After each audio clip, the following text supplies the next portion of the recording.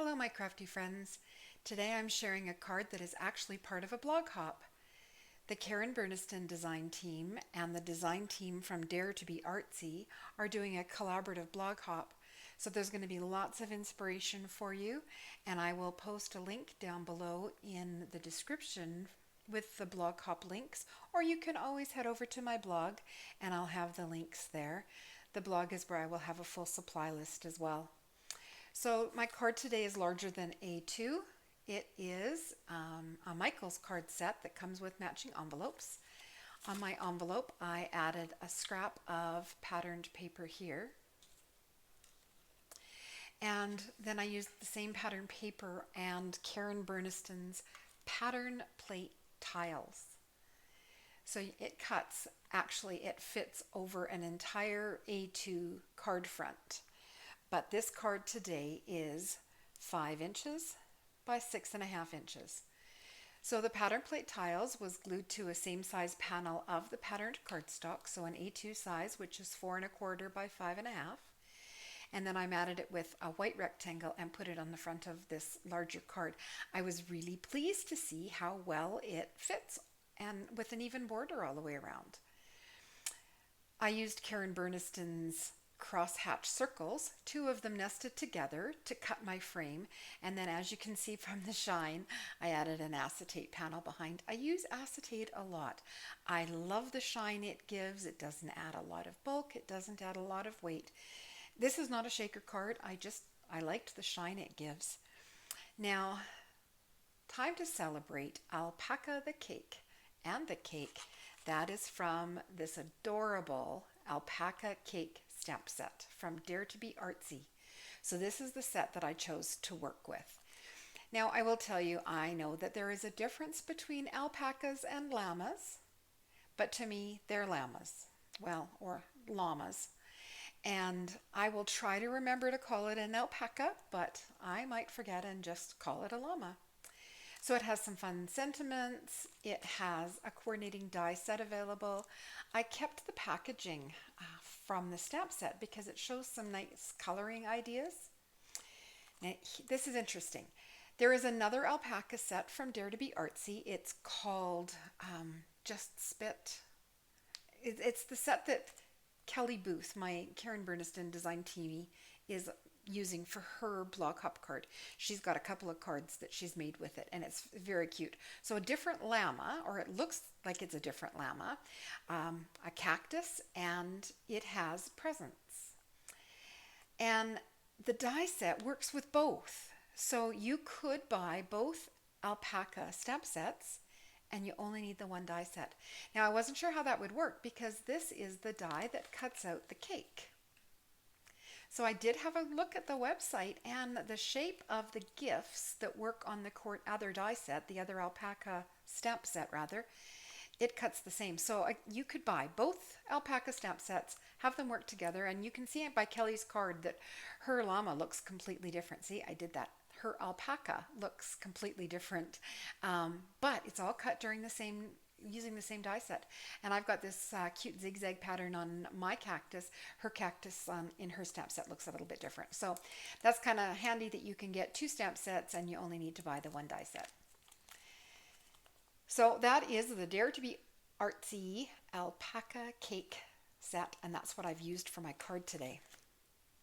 So I was happy with the front. Didn't do a whole lot more to it because, you know, it's a pop-up, so all the fun is on the inside. And ta-da! I am so happy with this. So I'll start off with, this uses Karen Berniston's gift pivot panels. I doubled it. I'm going to have a little tutorial at the end of my video today for those of you that would like to know how to double a gift pivot panel. And I'm putting it at the end because not everyone is interested in a tutorial. So if you just came to look at the card and you're hopping along for inspiration, I'm going to go over my card first. But the gift pivot panel, you can see you got lots of dimension from it. I love the pivot panels because they just give a lot of dimension to a card, and they're easy peasy to assemble. Here is my alpaca from Alpaca Cake. Another fun sentiment. You can see I added cactus to the ends and snippet of the pattern plate tiles to the inside section. And when you cut the pattern plate, any of them, there's 3 right now, if you cut them apart, like, you can use the little bits and pieces. They make nice borders or additions.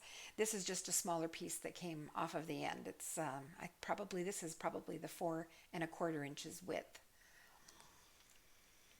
Now this little element, this comes from, the lips come from Karen Burniston's Love Charms. I thought they would be a fun addition, and this, I'm not sure of the complete name of it. They're going to be stocked in the Karen Burniston store, but right now, or when I checked it last, they weren't in stock yet. It's basically a length of fine chain with this little T-bar attached to it. So after I die cut my lips and colored them, I just slipped the T-bar through and pulled it up and over. Now you could simply attach it with tape. I added a little jump ring. Let's see if I can get it in closer. I added a jump ring to the end of the chain and then looped it around. So it's essentially like a slip knot. But they're fun. They're fun. They come in gold and silver. And actually, if you don't have jump rings, they also sell those in this Karen Burniston store, which is karenburniston.com. And like I said, you don't need a jump ring. You can simply adhere it behind where you want it to dangle with some adhesive. I added rainbow washi tape to a strip of white cardstock for my card borders, and then wrapping the tape around the back of the white cardstock strip secures it really nicely. Washi tape is not permanent, so it does lift off. You would have to add a little bit of adhesive to the ends to keep it down for when you send the card, or as I did, wrap it around behind, and then this is securely fastened, so that washi tape's not going anywhere. It folds up fairly flat. There's a little bit of bulk there because I didn't add foam tape. If I had added foam tape to some images, it would be quite a bit bulkier. And then my Riley and Company, man, I'm having trouble talking today. My Riley and Company stamp that goes on the back of my cards. So that is my pop-up card for the Karen Burniston Dare to Be Artsy blog hop. And if you want to see a tutorial on how I doubled up the pivot panels, stay tuned.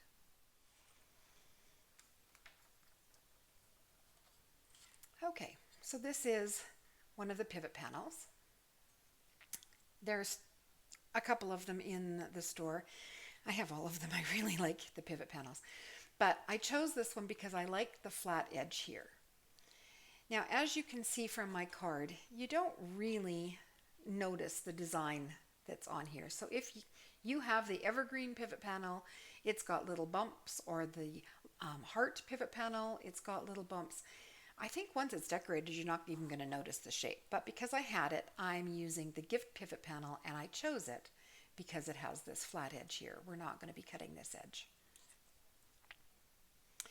So you start off with a piece of 8.5-inch cardstock. So I cut it at 5 inches and scored it down the center at 2.5. Now my comments here mentions you can cut it at 5 by 8 or 8.5. And that is because when you place it on, well, let me turn it over here. When you place it on, you can see you've got, if you scooched it all the way up, you could have a 1/2-inch strip here. So if you saved that 1/2 inch from your 8.5 inch, you would have a strip that's 5 inches across and 1/2 inch wide. You could use that for sentiment. So I know that there are cardstock misers, and they would just find it a waste to have that 1/2 inch potentially.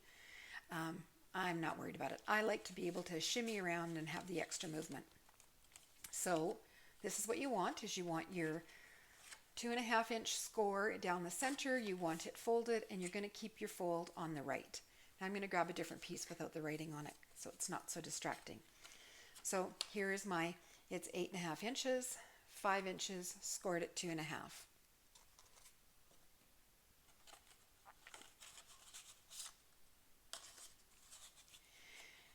Fold is in the center here. Now you would think that you would want to be lining up these two edges here.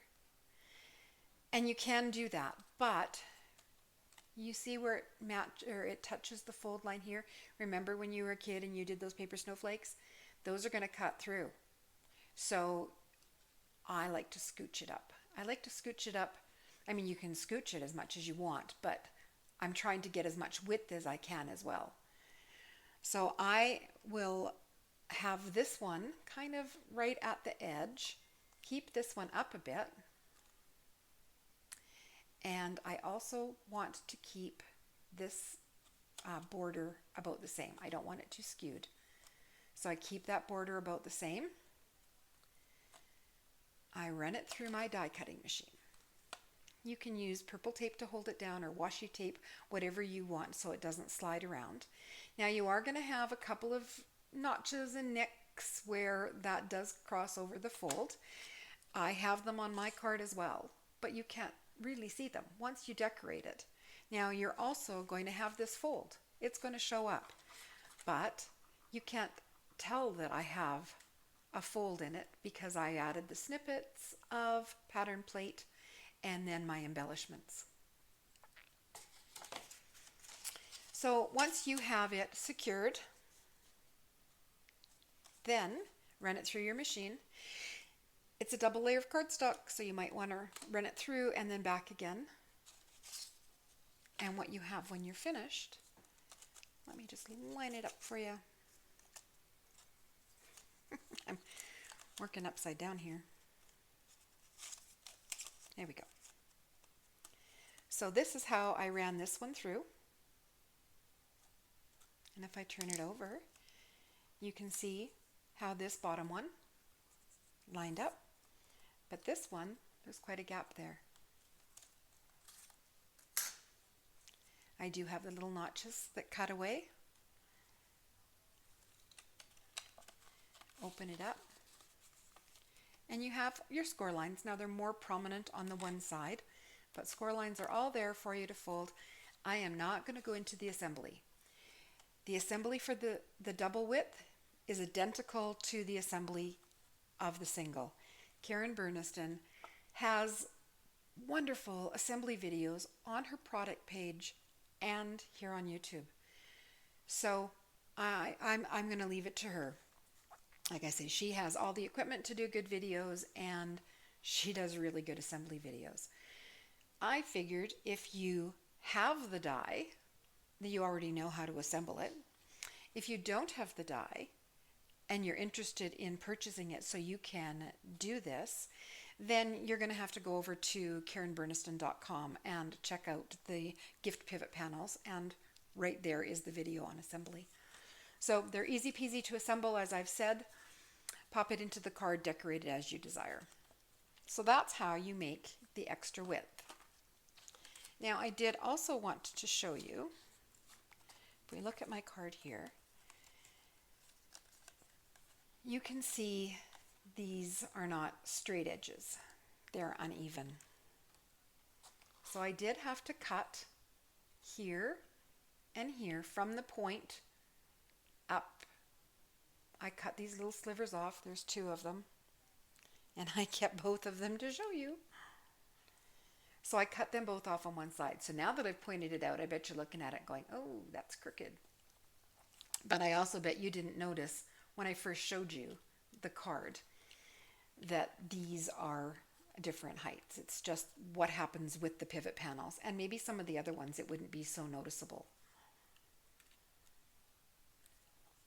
The base is very similar on most of the pivot panels, so that's why I believe this will work with the others. Now, I've done a lot of work with the pivot panels because I like them so much, and I've come up with some great ways to use them, and I share them over on the Karen Burniston pop-ups Peeps. That's a mouthful. Peeps as in P-E-E-P-S. It's a Facebook group, and if you're a fan of Karen Berniston Dyes, there's lots of inspiration. It's a great group. People share lots of ideas, and I can't wait to show this because they're going to take this idea of doubling the pivot panel and they're just going to run with it. So that's going to be really fun to see. Now, I want to make one next using the double width pivot panel, but as a platform here. I mean, think of all the things you can move across. Very similar to my technique of using the train pivot panel vertically. I'm also thinking of using acetate. Now, back in 2019, I used the train pivot panels and I cut it out of acetate. I had it in a vertical position and I just decorated it with all kinds of things. And I like that you can't really see you can't see these details here. You know, you wouldn't notice that this is a different height than this if it's made out of acetate. So I think there's lots of room to explore this technique with the pivot panels. So that is it for me today. I hope you hop along and get lots of inspiration from both the Karen Berniston dies that are being used and the fun stamp and die sets from Dare to be Artsy.